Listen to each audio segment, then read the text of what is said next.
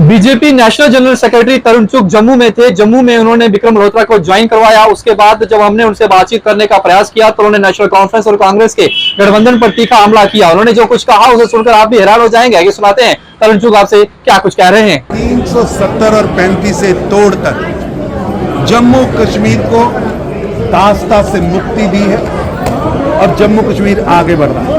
आज स्पष्ट हो चुका है कि उमर अब्दुल्ला भारत के नहीं विश्व के सबसे कंफ्यूज्ड लीडर।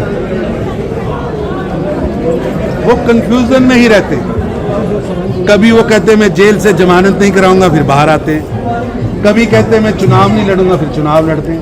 कभी उनके पिताजी कहते चुनाव लड़ूंगा, फिर वो कहते वो नहीं लड़ेंगे। कभी कहते मैं श्रीनगर से लोकसभा लड़ूंगा, फिर नहीं लड़ते। कभी कहते हैं मैनिफेस्टो ठीक है, कभी कहते गलत। कभी कहते 370 और 35 से तोड़ी जाएगी, फिर कहते हैं इस चुनाव में उसका कोई मतलब नहीं। कभी कहते हैं एससीओ का आरक्षण वापस लाऊंगा, कभी कहते हैं एसटीओ का आरक्षण वापस लाऊंगा, कभी मैं वो करूंगा, कभी ये करूंगा। इतने कंफ्यूज्ड लीडर आज तक नहीं देखे। अगर विश्व के अंदर किसी कंफ्यूज्ड लीडर का कोई इंटरनेशनल अवार्ड होगा तो मैं समझता हूं जम्मू कश्मीर के उमर अब्दुल्ला उसके लिए सबसे उत्तम चॉइस होंगे।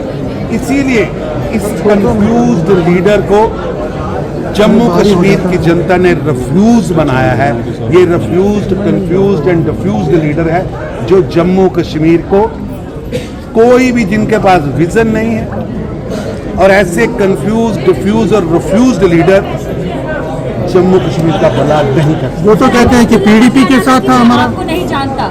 कोई बात नहीं, उनकी जनरल नॉलेज कुछ कम होगी तो मैं उसके लिए उन्हें निवेदन करूंगा। वो विदेशी किताबें पढ़ते हैं और अखबार भी लंदन का ही पढ़ते हैं। कभी कभी भारत का अखबार खोल लें, कभी कोई हिंदुस्तान की किताब पढ़ लें तो उन्हें पता लग जाएगा कि कौन कौन है। अभी तक उन्होंने इटली का चश्मा, राहुल जी उनको दे गए हैं, इटली का चश्मा लगाकर लंदन की किताबें पढ़ते हैं। रहते तो जम्मू कश्मीर में, उनका घर भी लंदन है, विचार भी लंदन के हैं, सोच भी लंदन की है। इसलिए मैंने तो उन्हें कहा था और आज भी कह रहा हूँ, पहले भी जम्मू की धरती से कहा था, उस कंफ्यूज लीडर से मेरा निवेदन है, उमर अब्दुल्ला साहब से, कि आइए आतंकवाद पर बहस कर लें। 7 दशकों से 3 पीढ़ियों से आप जम्मू कश्मीर के नेता हैं। सिविलियन किलिंग पर बहस कर लें, किसके राज में ज्यादा हुई। आतंकवाद की घटनाओं पर चर्चा कर लें, उनके द्वारा और उनकी पार्टी द्वारा जिस तरह आतंकवादियों को महामंडित किया गया उस पर चर्चा कर लें। और मैं तो आप सबसे निवेदन करूंगा, आप बहुत बड़े बड़े चैनल के पत्रकार हैं, लोकतंत्र में प्रेस भी एक बहुत बड़ा साधन होती है। आप में से कोई बेटी, कोई बेटा, कोई बड़ा, कोई भाई, कोई बंधु इस डिबेट को ऑर्गेनाइज करें, आमने सामने बैठ के चर्चा करेंगे कि कौन जिम्मेवार है। मैं एक बार फिर दुनिया के सबसे कंफ्यूज्ड नेता उमर अब्दुल्ला साहब को जम्मू कश्मीर की सुरक्षा के ऊपर, जम्मू कश्मीर के विकास के ऊपर ओपन बहस के लिए निमंत्रण। वो तो कहते हैं कि पीडीपी के साथ का कहना है कि इल्तिजा मुफ्ती का कहना है कि जम्मू कश्मीर में विधानसभा चुनाव के बाद भाजपा और नेशनल कॉन्फ्रेंस की सरकार बनेगी। ऐसा है, ये सब कंफ्यूज्ड हैं।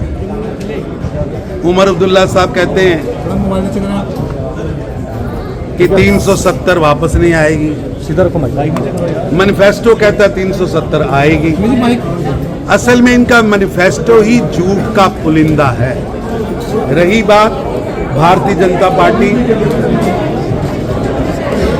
अकेले चुनाव लड़ रही है और हमें पूरा विश्वास है कि जम्मू कश्मीर के अंदर चाहे रेल नेटवर्क हो, चाहे रोड नेटवर्क हो, चाहे गांव-गांव के अंदर सड़क बनाने की बात हो, विकास की बात हो, शांति की बात हो, विश्वास की बात हो, प्रधानमंत्री मोदी जी ने जम्मू कश्मीर की जनता का दिल जीता है निश्चित रूप से जम्मू कश्मीर की जनता का आशीर्वाद मोदी जी को कल राहुल जी भी आ रहे हैं, क्या कहेंगे सर? ऐसा है कि जब भी राहुल जी आते हैं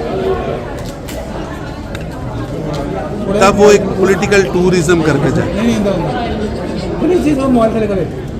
उनकी फोटो छपती है कभी स्नो बॉल खेलते हुए, कभी स्नो स्कूटर चलाते हुए। अभी पिछली बार आए थे, कितनी सीटों पर कांग्रेस लड़ेगी इसका निर्णय तो उन्होंने ट्वीट नहीं किया, कौन सी सीटों पर लड़ेगी इस पर की ट्वीट नहीं किया। क्या विचारधारा होगी, क्या नैरेटिव होगा, क्या मैनिफेस्टो होगा, ये भी उन्होंने ट्वीट नहीं किया।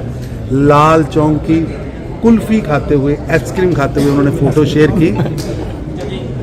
वो आते रहे, पॉलिटिकल टूरिज्म के नाते जम्मू कश्मीर का विकास टूरिज्म देखे। और मैं उन्हें इतना ही कहना चाहूँगा, राहुल गांधी जी, जब 10 साल आपकी सरकार थी या उससे पहले आपकी जब भी सरकार थी, आप छुट्टियां बताने के लिए विदेश जाते थे, अपनी नानी जी के घर इटली जाते थे। कभी भारत में दुनिया का स्वर्ग कश्मीर नहीं आए, कभी गुलमर्ग नहीं गए, कभी लाल चौक नहीं गए। जिंदगी के 50 बसंत बाद आप गुलमर्ग आए हैं, स्नो बॉल खेला है, लाल चौक में कुल्फी खाई है। ये सब आज इसलिए हुआ है कि प्रधानमंत्री मोदी जी ने जम्मू कश्मीर में शांति और विकास और विश्वास ये तीनों स्थापित किए। आज जहां आप कुल्फी खा रहे थे वहां ISIS का झंडा चढ़ता था। जब मनमोहन सिंह जी प्रधानमंत्री थे वहां पत्थरबाज होते थे।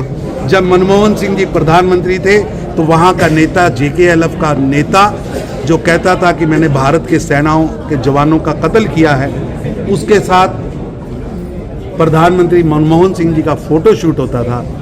आज वहाँ तिरंगा है, जहाँ ISI का झंडा चढ़ता था वहाँ आज 15 अगस्त और 26 जनवरी मनाई जाती है। वहाँ तिरंगा लेकर लोग घूमते हैं और आप भी कुल्फी खाने आते हो क्योंकि नरेंद्र मोदी जी ने